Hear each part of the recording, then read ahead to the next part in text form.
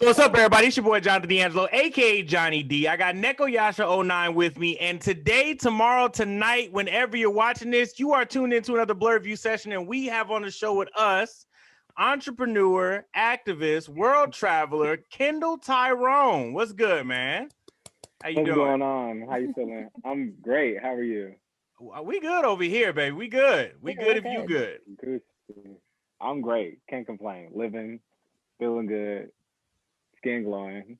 We'll get into it. I feel good. Listen, I can see the glisten on my end. Yeah, I see that. We're gonna get to that. We're gonna get to that. Why the skin looks so good? Why the skin looks so good? So you are co-founder of Bye Ashi. Love the name. Love the irony Thank in you. the name. Yeah. You're founder of Bye Ashi. You're co-founder of He Is Valuable, an organization promoting acceptance and appreciation of Black gay men living with HIV. Well scholared world traveler. We're gonna get into this. Yeah.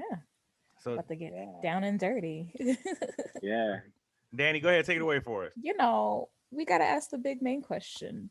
Who is Kendall Tyrone? Like, what do you want us to know? Give us a little something about yourself. Like 3 Cool. words. 3 words. Yeah. All right, cool. So passionate, Okay. eccentric, Cool. and fun. Passionate, eccentric, fun. I feel like those are like my guiding principles in life, honestly, throughout everything feel that I it. do. Yeah. Good. Everybody likes a fun person. Everybody likes someone who's eccentric. Yeah. I mean, I just feel like if I'm not doing something and having fun, like, why would I do it? Like, there's only one life to live. You know what I mean? Right. So And what's the honestly, point? like, and I never thought of like passionate as a way to describe me until like I was in school and there was this woman. She wasn't my enemy, but like we weren't friends, but we had mutual friends. And then so like long story short, somebody put together this like happy birthday thing and like she was in it. And I was like, we don't really rock with each other like that. And she was like, even though I don't really care for you like that and we don't see eye to eye, like you are a very passionate person. And I was like, and she said, that's something I really respect. And I was like, okay, cool. I don't really like you either, but I am so glad that we see that about each other. Yeah. The respect was there. So that was always good. Listen, we all got that one person that we don't like, but we respect because just how they roll. Exactly. You're true to yourself. I'm true to myself. Ourselves don't match, but it's all good. Yeah.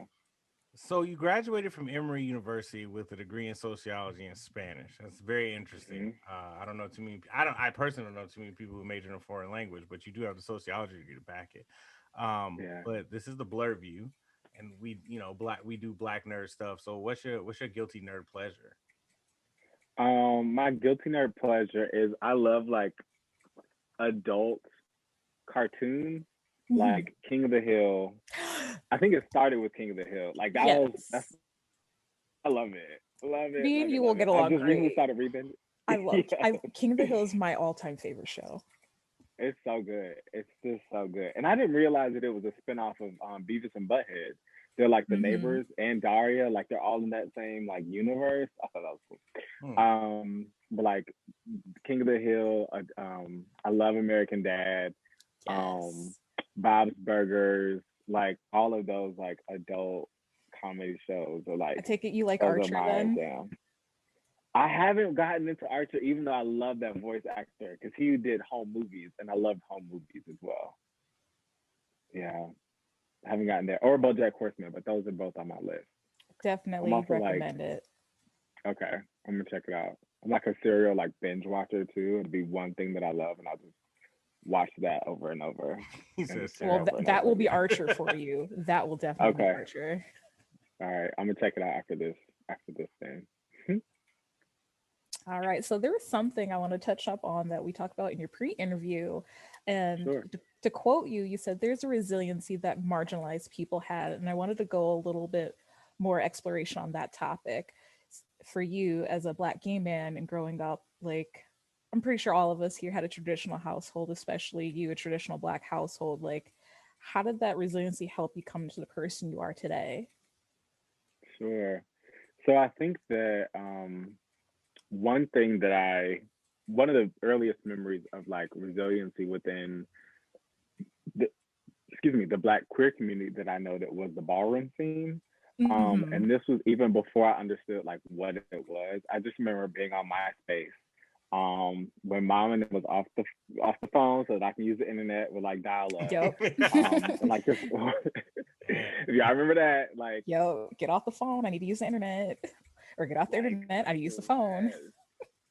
Right. It's crazy. Like now that makes me sound old. Anyway, so but when I could watch these videos, like I would just watch these videos of these people like spinning and dipping and all of this stuff. And I was like, oh my gosh, this is amazing. And then growing up more and then learning that that was a product of like survival. It was from these communities and these people who've like been kicked out of their homes, weren't accepted by their families, literally created their own families, created their own houses, competed with each other, loved on each other, supported each other. I thought that that was something that was always really beautiful.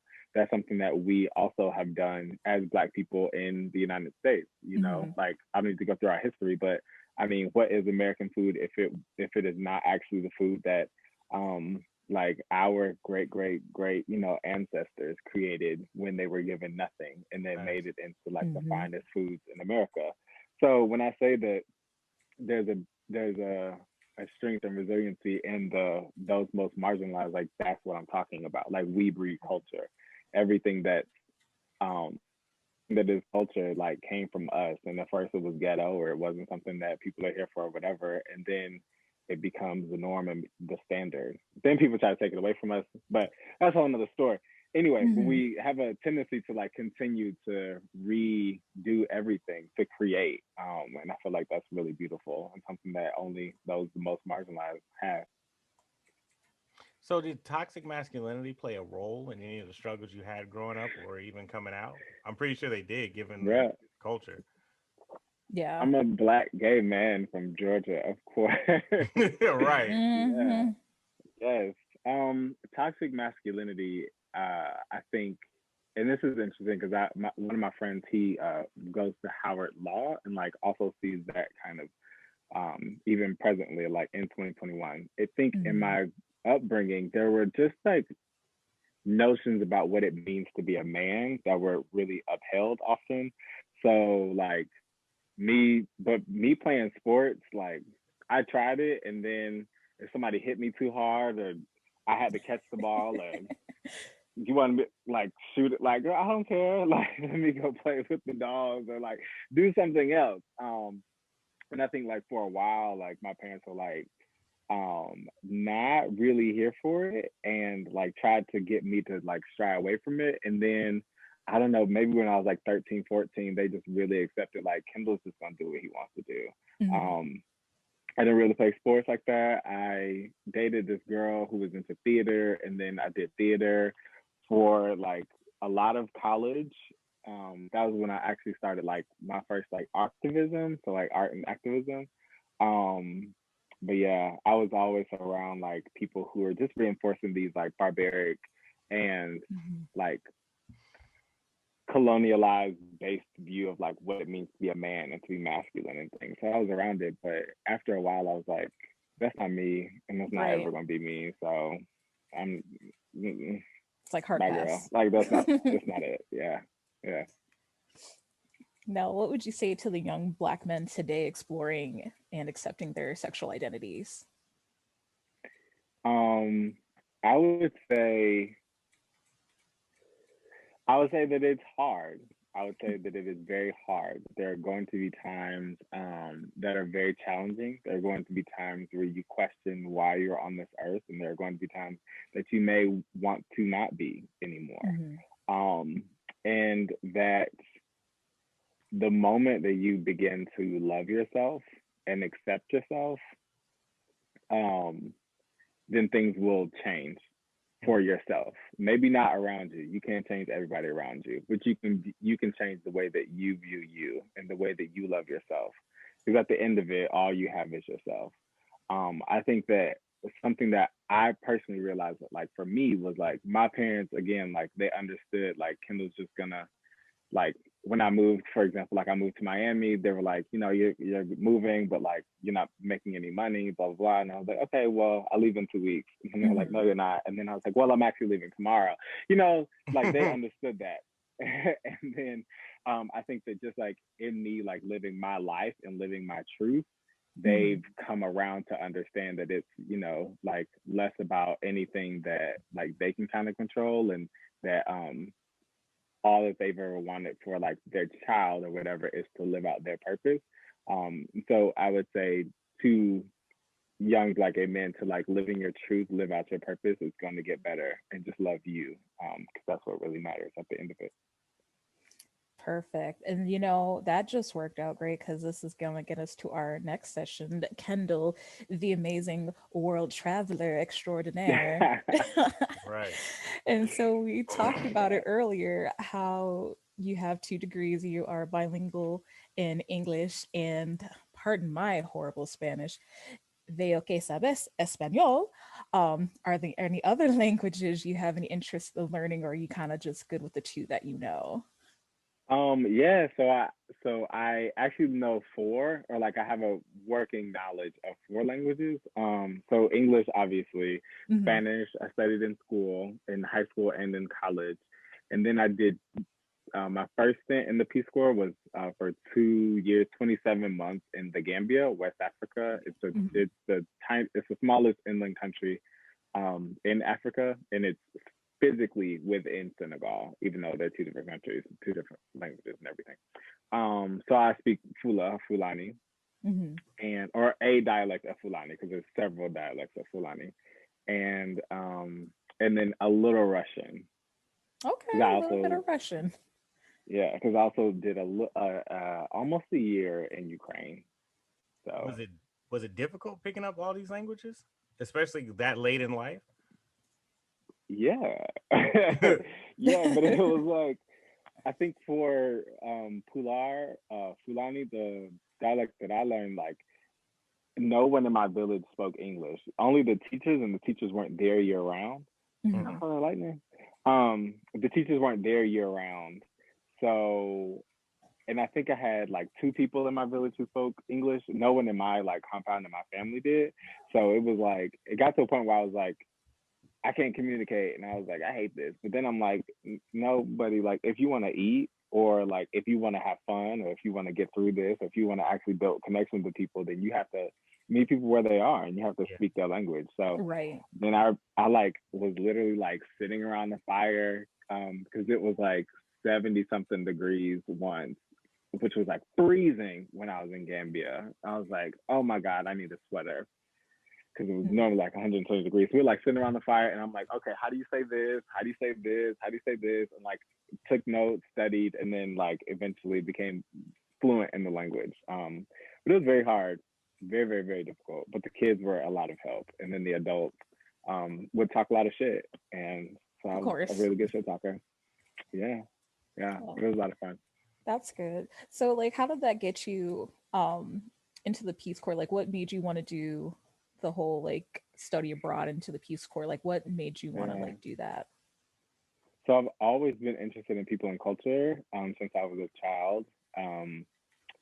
So like one of my Spanish textbooks had La Sagrada Familia on the cover, and I was like, I'm gonna go to Spain, and then study abroad in Spain. And then it was kind of escapism also. Like when I was back in Georgia, I was like, this is boring. Like I've done this. I don't want to do this anymore. So I was like, how can I travel and like not pay for it? And then more so, how can I not pay for it? How can I like get the government to pay for it? Listen, so then I was like, the government. Look, they're not giving reparations no other way. So I'm gonna make this shit work. So found out about the Peace Corps, the benefits of that, and then I was like, all right, cool, let's go. So yeah. Okay, so like what countries, you said you went to West Africa, so what all countries did you visit while you were doing all of that?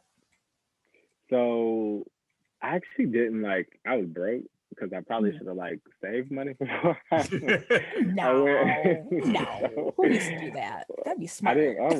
I wasn't making any money, but I was like, look, I just want to go. So I only went to while I was there, I only went to Gambia and Senegal, but Mm. I got to see like the whole country of Gambia, which was beautiful to explore. At one point, I like biked half of it. Me and some friends, like we like biked from like one half. Well, they biked the whole thing. I biked from one half of the country to the other half. Mhm.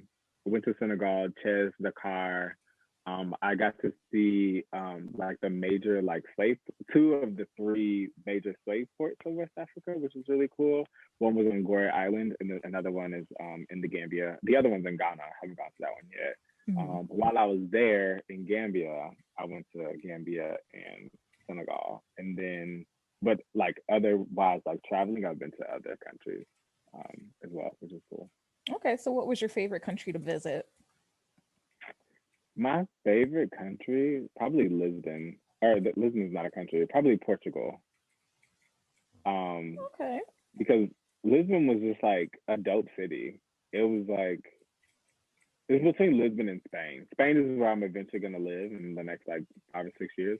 But Lisbon was just like a really cool city. Because the people were very like lively and very Mhm. nice and very like chill. It wasn't like, I mean, status, of course, is a thing everywhere, but like status wasn't really like important. People were just kind of Mhm. living. And also, like, one of my favorite songs is Masculinity, which is a song by Sergio Mendes in Brazil 66. So, like, me and my friend, we were there, and I was like, let's go get lost. And I think that this was like before GPS on your phone. So we were like Oh, legitimately like walking around lost, like lost. lost, had no idea. We had been in this city for 2 days. He was like, "Oh, I know this man." So anyway, so we were like walking around, wind up at this bar, or like I hear this song, my favorite song. The song is sung in Portuguese, um, even though the guy's from Brazil.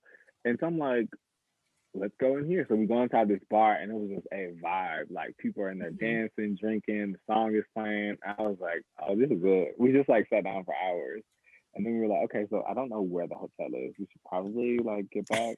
But like it was just cool. Lisbon was just beautiful, and absolutely beautiful. And then I also visited Obispo, which is on another side of the country, and it was just completely different. But I just love that country. It was just really Did cool. you did you ever feel out of place?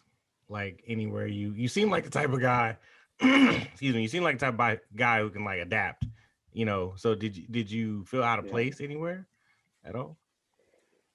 So I am 6'2", like 200 pounds, and Oh, then I lived in Ukraine, northern Ukraine, not Kiev, oh, the big Mm. city. So oh. on a daily basis, I was the only person of not even black, the only person of color that I saw. Mm. I think I saw the same three black people, like maybe like 5 times over the course of 8 months. And every time we were like, Hey, what's up? my Like, brother. it was dope. Exactly. One dude from Egypt, another one was from Ghana, or two were from Ghana, one was from Egypt. But yeah, I always felt out of place. And like people there were like, they would like look at you, and then you look at them, and then they look away, and then you look back. So because I'm like, no, but I know that you're just waiting for me to walk past. And then I look back, and then they look again, and they look away. And I'm like, okay, hello, how are you? So yeah, all the time. And then I had a friend come visit me while I was there, and he's white, and he doesn't speak any Russian. And so I would, at that point, like my Russian was decent, not great. So we go into a store, and I'd be like, hello, blah blah blah, doing a little thing, and then like they would respond to him, and then I would respond, and then they would respond to him, and I'm like, he It's doesn't speak Russian. He doesn't know what you're saying. Talk to me. it's like Mm. Like, I'm clearly yeah, talking here. Talk to I'm me, doing not him. all of the speaking. Exactly. Exactly. So like, yeah, in society, I feel out of place as a mug, but I was also like, I'm 6'2", 200 pounds. Like, what's up? You know. But Yeah. even though I can't fight, I can't fight. But they didn't know that. Oh no. They didn't know that at all. So I personally had no problem.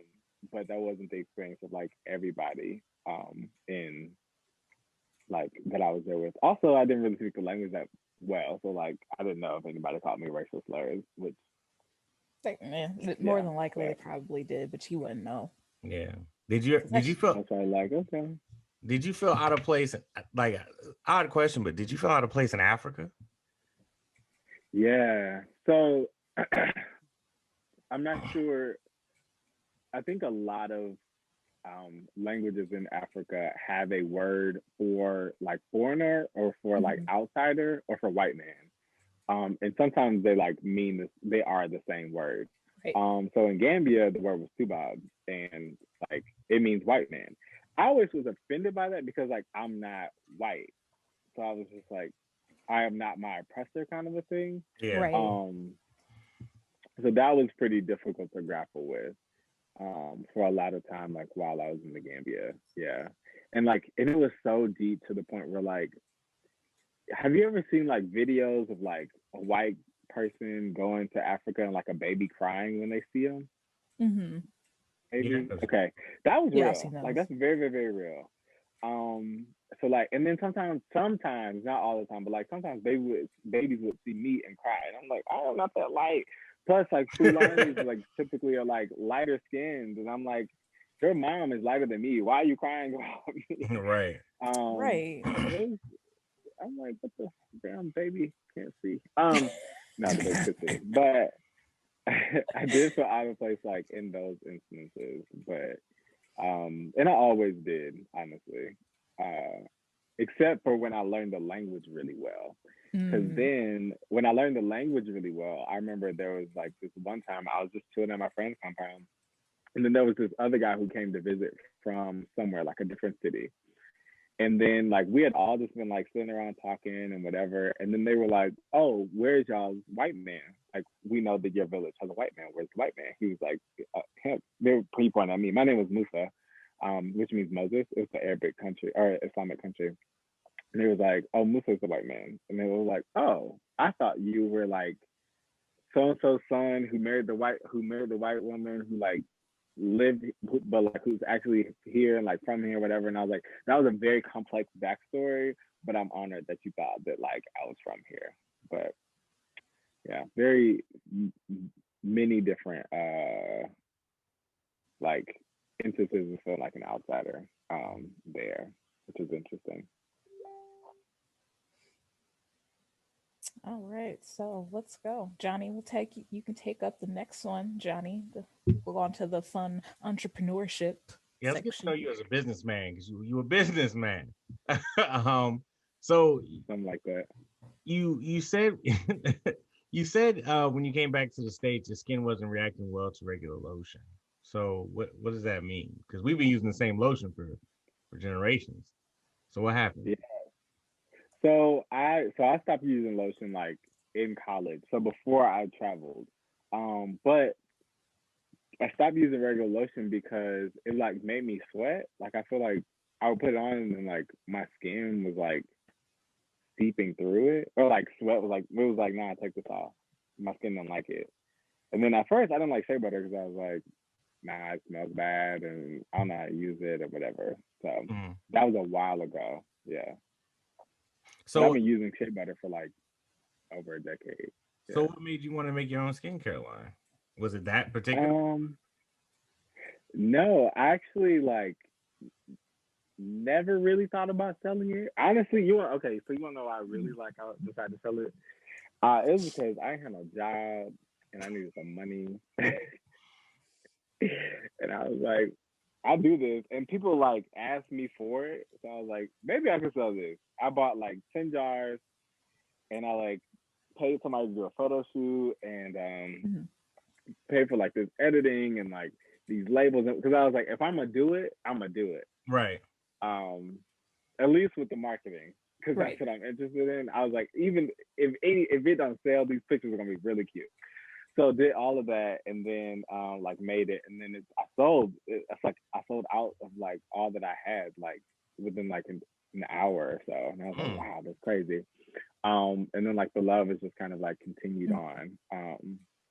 So yeah, so it came out of like I just needed money and I didn't have a job, and of course, like encouragement from friends and stuff like that. Every week, I was like, I'm not gonna do this. I'm not gonna sell. And then like, nah, if it doesn't sell, like we'll buy the rest of it. Just release it. Like just see what it does. Um, that's how it came about. Okay. Do you have like any like background knowledge in skincare? Like, do you have like any type of like interest beforehand, like in like being like an esthetician, or just like or like learning about dermatology or the sorts? Yeah.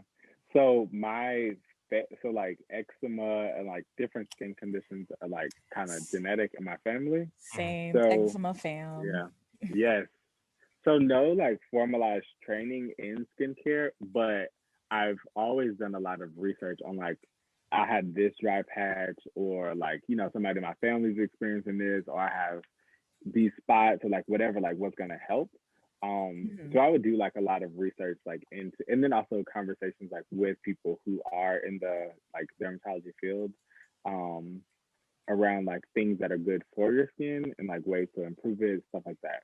I'm also a person who I don't really like to use a lot of like chemicals on my body. So and which is also a part of the reason why I basically exclusively use like Bye Ashi and black soap on my skin. There's some other things that I use as well, but because I just don't like all the like there's this acid and this glucose and this thing and this thing. Right, to I just mess up the don't. pH balance she got going on. Yeah, I'm like I can't pronounce that too well, and I know that was made in a lab, so I don't really want that on me. You So know, what are so some of the benefits of your product versus others out there on the market?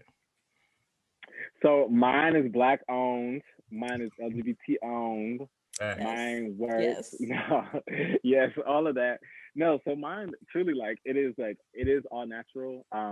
It does give your skin like a healthier glow. The ingredients that I have chosen to put in it all have specific properties that are made to not only like sit on top of your skin, but to actually like absorb your skin, help with cell rejuvenation, help with anti-aging processes, um, and also to like while doing all of those things, not only moisturize but also like retain moisture within your skin.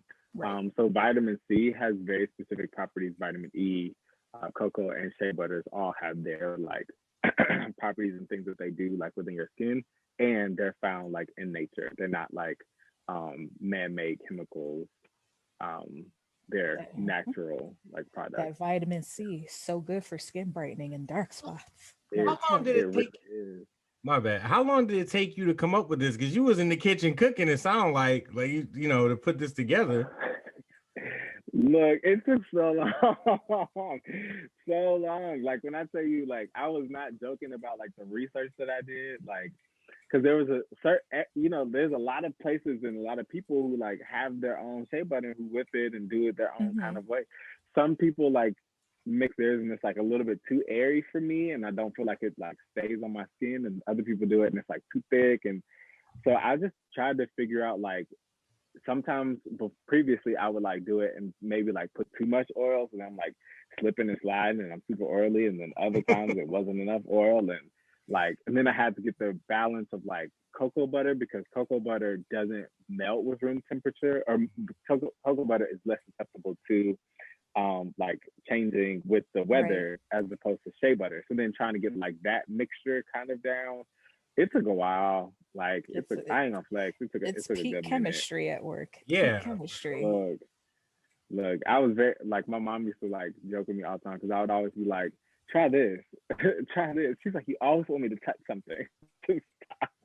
So but yeah, I mean, if it wasn't my mom, my partner, my sister, I was just like, feel this. How does this feel? Well, how do you think about this one as opposed to the last one? So it was a lot of research, a lot of trial and error, but found something that I finally got my chemistry right. So there you go. So how can your girl cop some? I'm trying to cop some. Where can I get this? Where can I buy it? Thank you. So right now, I'm planning on launching a like an Etsy page and like Bye Ashi's on Instagram page next month on April 15th. Right now, I've just been selling it. Like I'll just post and I'm like, if you want something, hit me up, and then I ship it out that way. Oh yeah, good old word of mouth. Like straight like slide in the DMs, or if you know somebody who knows somebody, like let them know. Like very like that. Because again, when I started, I bought a whole bunch of labels and things, but like I didn't know if it would sell. But now that I know that it will, I am working on Etsy. I'm working on Instagram. So that is how it will be in the future. However, at Kendall Tyrone across social media, if you want some, Danny, I mean, or you could just you gotta tap me up. I got you. And then just shipping it that way. Yeah. So, all right. So let's get into Kendall the activist, Kendall Tyrone the activist. Let's talk shop. Cool. So tell us about He's Valuable and what inspired you and your co-founder to even launch the organization in the first place. Sure. So He Is Valuable was co-founded by myself and Richard Hutchinson Jr. And it was really like, so my background's in public health, and we were like tired of seeing so many campaigns that were clearly not derived from the minds of Black men, but that were targeted at Black men, Black gay men specifically, and all around like messaging around HIV. I was just like, we don't dress like this. Who came up with this?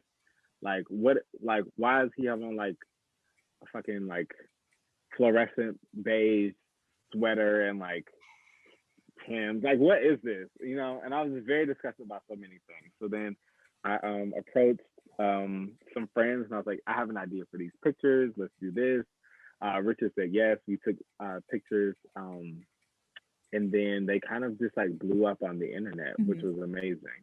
And then so from there, it really grew. I, of course, like then like, you know, I was here for a while. Like we took a whole bunch of pictures. And our first campaign was around like HIV shouldn't stand in the way of. So it was us like different images of us like around the city. So like one person kissing another person, or like trying to like reach for another person, or being in the streets like acting stupid or whatever. All showing like daily lives, the daily lives like of Black women, showing that like their lives are not determined by their HIV status. And then Richard came up with the name He Is Valuable.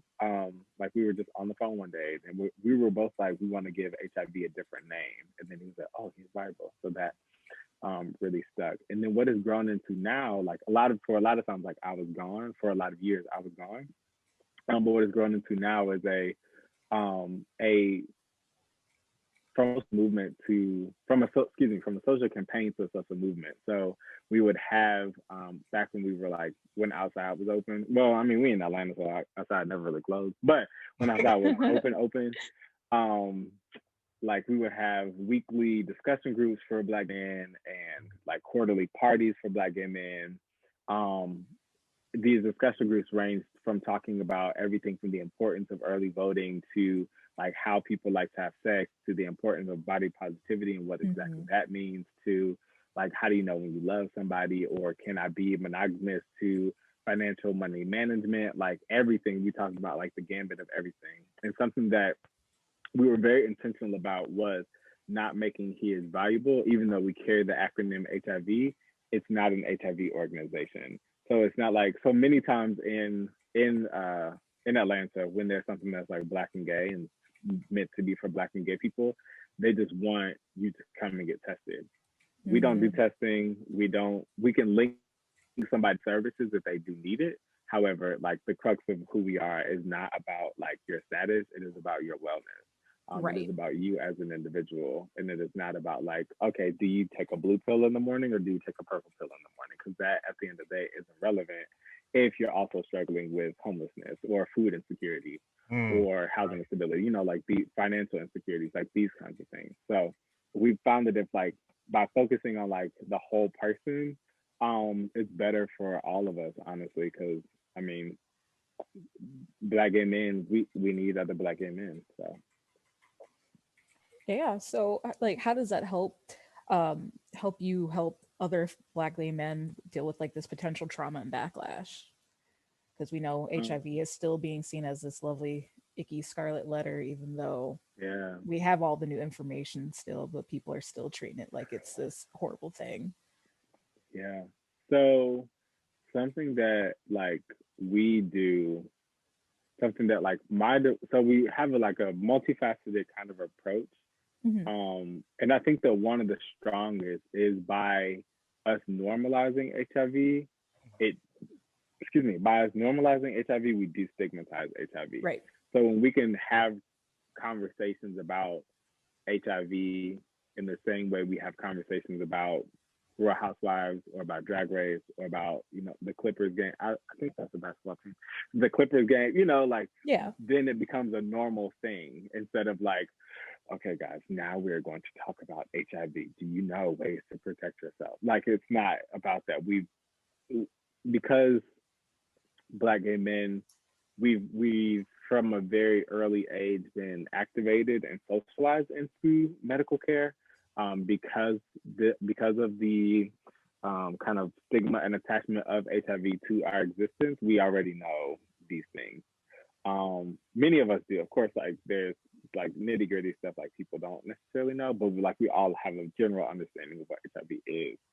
So we'll have conversations that move beyond that, to more around like, how do you negotiate meeting somebody and like both the all about or both the top, or like, I want to have sex raw and he doesn't, or like, then we can get into more conversations around like HIV, how it may function in your day-to-day life versus like, don't ever have sex because they're gonna catch AIDS, which is like not a thing. Yeah. So normalizing conversations around HIV is how we kind of attack and educate it. Exactly. And then also in my department, so we'll like also create like ads. Like one ad that was derived from my wonderful marketing coordinator, Aaron Prince, he was like, we should do this campaign called Just Fuck 'Em. And it's just people, it's an image of these two people like having sex. And like, and then it says like, if you're on PrEP, like if you're negative, consider taking PrEP. If you're living with HIV, then like if it's right for you, then to be on a treatment that works for you. And then once you're undetectable, then that rate of transmission is virtually impossible. So it's like putting that information out there, but then also on the top is just fuck, like have sex. Know, have this information and know what's going on, but also like fuck.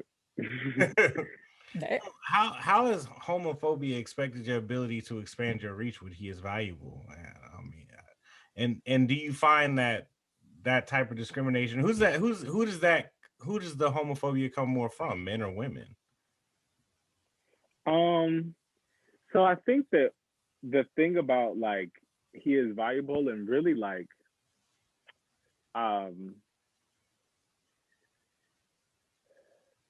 so he is valuable is here for people who we are here for you if you need us. Right. And even if you think you don't. But if he is valuable is not for you, then he is valuable is not for you. So in the same way, well, I guess Karens do this all the time, but just because like you're doing something that I don't like I'm not going to go to you and be like, why are you doing this thing and disrupting like your piece? And that's kind of how it's been throughout, like for us as an existing organization. Like we're not going to other people's places like everybody in here needs to be straight and let's pray for you so that you're heterosexual, and we're just because you're out there living your life. And the same with us, like in our center, like people are coming in and out of our center, but like they're just living their lives. And this goes back to like kind of what I was saying in the beginning around like just live your truth. And like people will kind of like respect that. Like we're not out here like trying to harm anybody or cause anybody harm. So there's kind of no reason for there to be any like for anyone to approach us in any kind of malicious way, because we're just like, I ain't bothering you, bro. Or don't bother me. Yeah. But I think that homophobia in general, like if we want to have a conversation about homophobia in general, I think that it's derived from, I really think that especially in some communities, it derives from like two places. One is like past hurt or like some type of like personal trauma that somebody hasn't necessarily dealt with. And then two, it's like trauma and like a lack of like education or understanding and or like reckoning within themselves. So like why it bothers you so much to feel the need to interject yourself into somebody else's life says significantly more about you and like past experiences that you have, things that you haven't reconciled within yourself, things that you may need to work out with the therapist, than it does to me and how I'm living my life. Because me being over here has nothing to do with you being over there. Yeah. Except for when you bring your ass over here, then we got a problem. Right. And why? You know, like you're in my space now. This is my turf. Go away. So, exactly. So your organization hasn't received any public backlash at all for which I mean no, not for like Instagram hates all the time because we'll have like naked people on there and they're like, nah, you can't do that. I'm like, community guidelines, there are whole pages dedicated to just asses. But listen, Instagram like, just plays its own rules at this point.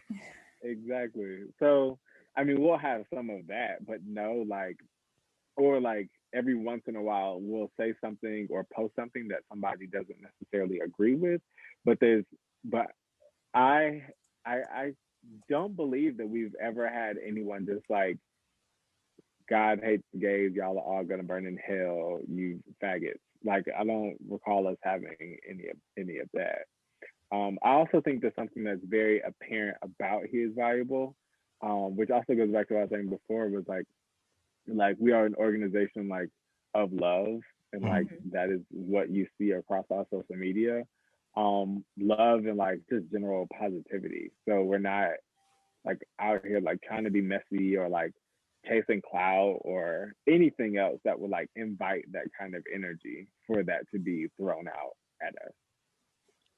what would you say one of your biggest accomplishments within the organization is so far? Being an organization that was only funded in 2019. Was it 19 or 20? I think we were funded in, no, it was 19. So we got our first, like, we went from like a $0 budget for like 3 years to like 100 and something thousand for another fiscal year. That was huge because when we started this, like, I wasn't thinking about money at all. I was just thinking about the message and the work. And so the fact that we were able to grow tenfold from like 2 people to like 20, to a physical space without any one major grant funder, without a large organization supporting us, but truly from just community coming together is our biggest accomplishment. Like, our story.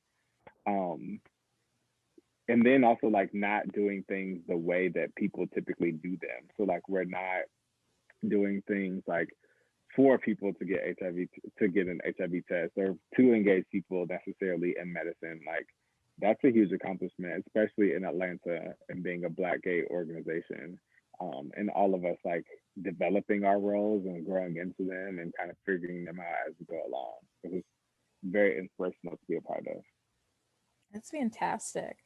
So, what advice, or in your opinion, more so, how can cis heterosexual Black men and Black people in general be better allies for our LGBT plus community and our counterparts? That's a great question. So I think Google is always free, right? Yes. So I think that Google is free. Yeah. So I remember having a conversation like with oh my gosh, with like this white woman when we were in Africa, and she's like, oh my god, like I just know so many like people, I just want to be an ally and I don't know what to do, blah blah blah. And I was like, what, girl, first, why are you crying? And like, why are you crying to me? Like what I do? You're like, what's wrong? So I think that sometimes, like, and even if we think about it this way as well, so like when we have white people or people who are from another community of ours come to us and say like, what can we do to support you? Like, listen to the things that we're saying, like look things up. Like, if you actually care, like if you actually want to be like an active ally, then like show up, like make your voice heard in the same way that like we march the streets for Breonna Taylor. Let's also do that for Tony McDade, who was a trans man who was killed. Let's also in the same, like, in the same way we talk and boast about Black History Month in February, let's do the same for LGBT month in the month of June. Like, it's more than just like, oh, I don't hit gay people, so I'm not like. Mm-hmm. I mean, that's great. I'm glad you don't like get actively gay bash, because that's a crime. But you know, like, if you want to be like an ally and like be on the forefront, then do that. Like, you could donate to charities. You could like actually have a gay friend and not be like, oh man, you cool for a gay dude. Like, nah, like no. I'm cool because I'm cool. They got nothing to do with how I'm right. fucking. It's just a perk. You know? It's like, it's just a perk. yes. So just like, I mean, show up. And then I think that something else is like leveraging your privilege, I think, is really big. So like, if you're around people, so there are going to be spaces and communities and things like that I'm inherently like not a part of, or people, you know, in my community are not a part of, and the other people are cis heterosexual would be. So like, I think that another huge part of allyship is like speaking up on behalf of those who are not in the room. It's not solely about if they are there, like, oh, I got your back if I hear somebody saying something and you're right there, but also, oh, I got your back even if you're not around. Right. And I hear somebody saying something. That's I would say like more so important and more indicative of like somebody actually being an ally versus like trying to save face. Right. It's like when people leverage your privilege, Google show up. Right. Sorry, it's like it's like when people like have friends that come out of trans. It's like, are you still using the name they want you to use when they're not around? Are you correcting your friends? Like, it's like that. Yes, exactly that. Like, don't dead name me when I'm not there. It's not impossible. My 7-year-old daughter can do it. So the rest exactly. The rest of us and kids don't even question it. They're just like, oh, okay. Yeah. Exactly. So, yeah. Exactly. Hey, we've come to the end of this interview. So cool. Kendall, man, what you got any plugs? Where can we stalk you online publicly? not literally stalk though. Not literally stalk, but you know what I mean. People are interested. Mean, good luck finding me. I'm like really out in the country, but so to find me, I'm across social media. Well, not across, but my like Twitter and Instagram are both Kendall Tyrone. And then Facebook, I don't really use Facebook. I get a lot of weird requests on Facebook, but it's Kendall. I think it's Kendall T. Boone Jr. But Kendall Tyrone Instagram, like, hit me up. I'm the plug for the Bye Ashi, the shea butter. If you need me, I got you. Like, what's up? Also follow us on Instagram, Twitter, Facebook at He Is Valuable, or He Is Valuable Inc. on Facebook. And be on the lookout for like the Bye Ashi, SHI, the Bye Ashi Etsy page is going to drop soon, and the Instagram is going to drop on the 15th. Both of those. Okay. So, real quick, that's coming up cool. Yeah, we look forward to sharing that on the Blur View for sure. Definitely. And thank you guys so much for your support. I was just like, podcast, like, yes, let's go. So thank you guys so much for having me. No, it's been really dope. This is what we do. Black people supporting Black people. This is how it's supposed to be. You know what I mean? You gotta set the standard. So this your boy Jonathan D'Angelo, aka Johnny D, Neko Yasha 09, Kendall Tyrone. Y'all already heard where y'all can catch him and his products. Y'all can catch us every day of the week on the Blurred View. You guys like, comment, subscribe, share, reshare, hashtag, retweet, do whatever you gotta do. And we are out of here. We will see y'all next time. Bye, everyone. Hey.